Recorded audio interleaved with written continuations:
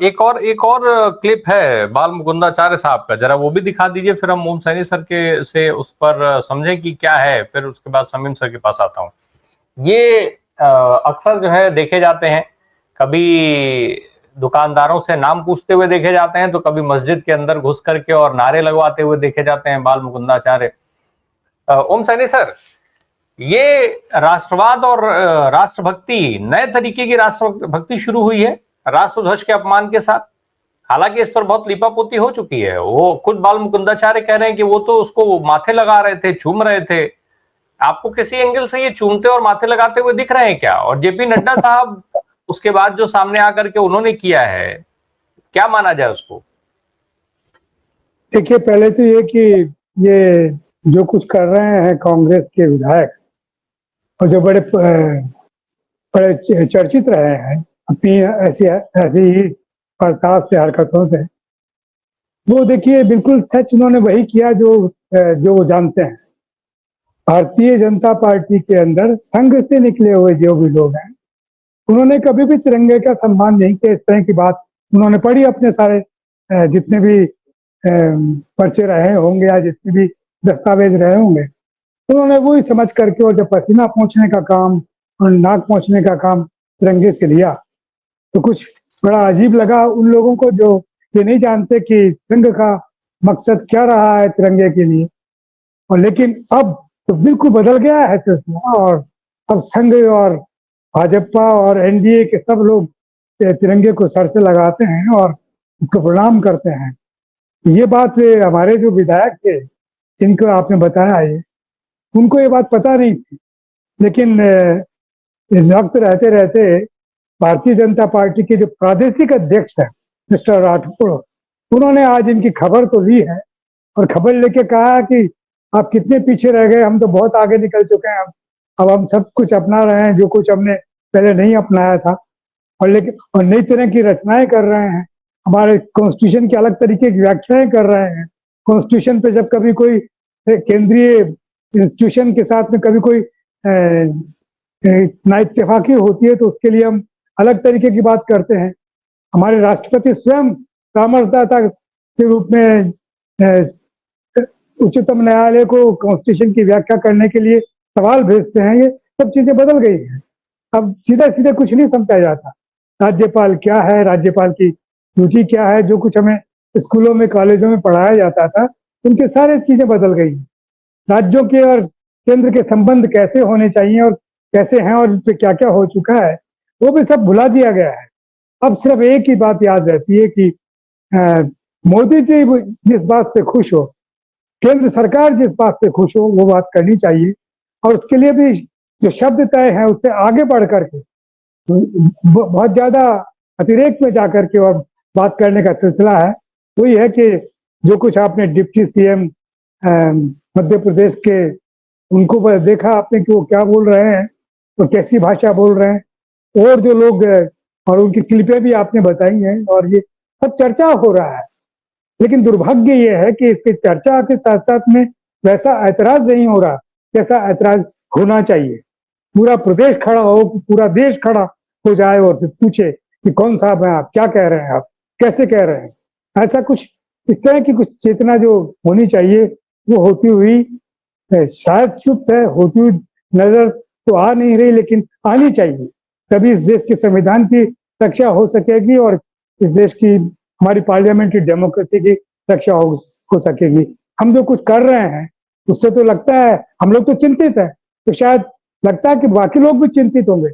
लेकिन बाकी लोगों के खून में गर्मी ज्यादा होनी चाहिए, तो सड़क पे आने चाहिए, उनको बोलना चाहिए, उनको पूछना चाहिए कि आपने कर कैसे दिया ये। लेकिन उस तरह का सवाल अभी देखने को मिल नहीं रहा है। ये बड़ा दुर्भाग्यजनक है। मिलना चाहिए, देश हित में बहुत आवश्यक है। इसको अगर बर्दाश्त किया गया तो लोग पता नहीं क्या क्या करते जाएंगे, और ये समझा जाएगा कि बस आप सुपरमैन को थोड़ा सा कभी फौजी ड्रेस पहना दीजिए, कभी कोई पार्लियामेंट्री ड्रेस पहना दीजिए और लोगों के सामने भेज दीजिए, फिर सब ठीक हो जाएगा। जी, जरा कंगना रनौत का ट्वीट दिखाइए। जो जिस तरीके से कंगना रनौत ने ट्वीट किया, ट्रम्प साहब लगातार सीज फायर कराने की बात कर रहे हैं। दूसरा ट्वीट दिखाइए।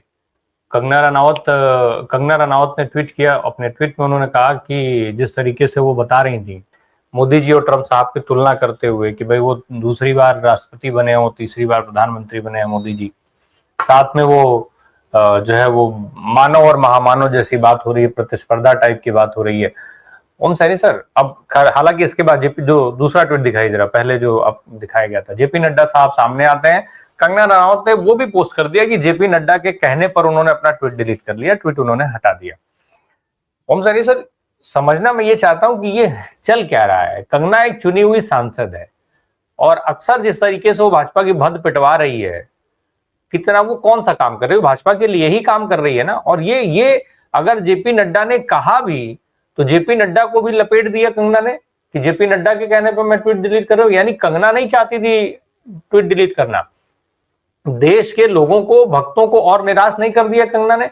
उसको तो भाई भक्तों को तो लगा होगा चलो किसी ने जवाब दिया, लेकिन जब वो उन्हीं समर्थकों और भक्तों के सामने ये बात आई होगी कि जेपी नड्डा इस तरीके के ट्वीट पे नाराज हो जा रहे हैं, हटवा दे रहे हैं, तो वो भक्त और निराश नहीं होंगे। सीज फायर को लेके पहले से निराश हैं, ट्रंप साहब बार बार और उस पर कुठाराघात कर रहे हैं, और अब ये। राम प्रकाश जी देखिए, पहले मैं प्रकाश जी की बात पे आता हूँ। प्रकाश जी ने जो प्राथमिकताओं की बात की है कि जब किसान हर रोज सुसाइड कर रहा है उसके बारे में आपको चिंता नहीं, किसान जो पार्लियामेंट को घेर के बैठता है, 700 लोग अपनी जान देते हैं, उसके बारे में आपको चिंता नहीं। लेकिन आपने हमारे ही बात तो सच है, वो जो पिकनिक स्पॉट है जहाँ पर कि लोगों के साथ में ये दुर्घटना घटी और जिस तरीके से हुआ उसका जवाब दिया जाना चाहिए। लेकिन साथ साथ में जो और प्राथमिकताएं हैं उनको कभी भूलना नहीं चाहिए। सचमुच ये याद आता है, जैसे प्रकाश जी को याद आया जो वो किसान बहनें क्या कर रही होंगी जो विधवा हो चुकी हैं, जिनके घरों में लगातार स्यापा हो रहा है, लगातार रोना पीटना मचा हुआ है, उनकी क्या कोई जरूरत नहीं है? उन पर सोचना नहीं चाहिए? हो ये रहा है कि संविधान की अपनी किस्म से ये अलग अलग व्याख्याएं करने लगे हैं। संविधान के जितने इंस्टीट्यूशंस हैं उनको ये बताने लगे हैं कि तुम्हारी ड्यूटी क्या होनी चाहिए, तुम्हें कब हस्तक्षेप करना चाहिए, कब हस्तक्षेप नहीं करना चाहिए। उन कॉन्स्टिट्यूशन के पदों पर ही बैठे हुए लोग इस तरह की बातें करते हैं जो संवैधानिक पदों पर बैठे हैं। तो पार्लियामेंट्री डेमोक्रेसी का एक अलग राग है जो कहीं दुनिया में हुआ ही नहीं। ये दुर्भाग्य है।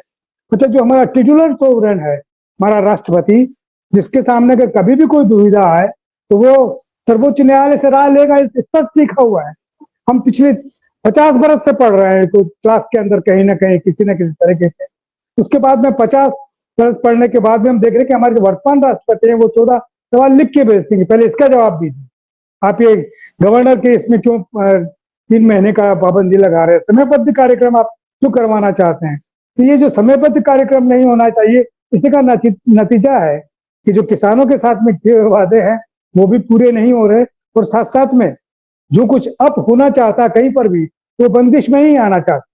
समयबद्ध अगर कुछ होता है तो उसे निश्चित रूप से आपको, तो सुप्रीम कोर्ट ने ठीक ही कहा है कि 3 महीने में करके बताइए। आप राज्यपाल हैं तो आप राजा थोड़ी हो गए, या आप राष्ट्रपति हैं तो कोई पूरे देश में कानून का शासन है जिसकी वजह से आप राष्ट्रपति कहलाते हैं, जिसकी वजह से आप गवर्नर कहलाते हैं, जिसकी वजह से आपका मनोनयन या निर्वाचन हुआ है। आप उस दायित्व को कैसे भूल जाते हैं? जो जनता के लिए प्राथमिक बने हुए हैं उनके बारे में आप चर्चा क्यों नहीं करते हैं? आप जेपी नड्डा साहब फरमा रहे हैं। जेपी नड्डा साहब एक पॉलिटिकल पार्टी के लीडर हैं, उनको अपनी पार्टी के लोगों को देखना चाहिए कि हमारे सांसद कैसे बिहेव कर रहे हैं, हमारे विधायक कैसे बिहेव कर रहे हैं, कॉन्स्टिट्यूशन की किस तरीके से मजाक उड़ा रहा है, और किस तरीके से खुले आम जिस तरह की भाषा का इस्तेमाल हो रहा है। कैसे अध्यक्ष हैं वो, किसकी आलोचना करेंगे हम? उनको हमें मालूम है कि वो अध्यक्ष कैसे हैं, उनको कैसे अध्यक्ष बनाया गया है।